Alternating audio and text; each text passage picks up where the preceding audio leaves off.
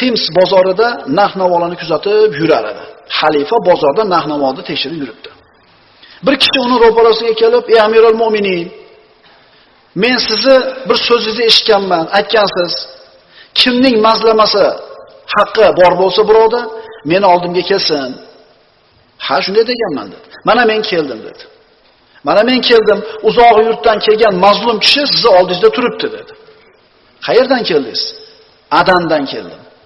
Xalifa aytdi, "Siz yurtingiz Umarni yeridan uzoq ekan u" dedi-da, ulovidan tushib uni oldiga turdi.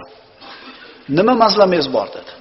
"Mazlama birovni haqqini tortib olgan bo'lsa mazlama bo'ladi." "Kimdan zulm ko'rdingiz?" U kishi aytdi, "Sizni nomingizni ishga solib, bir kishi meni bog'imni tortib oldi." Xalifa darhol Adanning valisi Urva ibn Muhammadga maktub yozib, shunday dedi: "Ammo ba'd, senga maktubim yetib kelsa, uni olib kelgan kishining ishiga, so'ziga quloq sol. Agar haq bo'lsa, haqqini olib ber" dedi-da, maktubni muhrlab bu odamga topshirdi. Maktubni oldi-yu shoshib qoluvdi, "To'xtang" dedi. "To'xtang. Uzoq yerdan kelibsiz. Kiyimlaringiz ham safarda ancha yudab ketibdi. Ulovga ham pulingiz ketgandir" dedi-da, shu joyda turib hisob-kitob qilib, hamma yo'l xarajatlarini 11 dinorga to'g'ri kelganligini hisobladi va chiqarib berdi. Nimaga berdi buni? Qarang.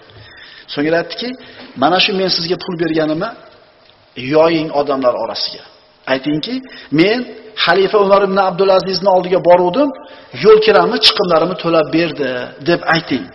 Toki mazlum kishilar bo'lsa, yo'l xarajati yo'qligidan meni oldimga kela olmasdan qolib ketmasin o'zini yurtida. Mazlum odam bo'lsa, yo'l kirasi yo'qligi uchun kelib ayta olmay qolib ketmasin. Kesin qarz olib bo'lsa ham bir odam, "Men beraman yo'l kirasini" deyapti.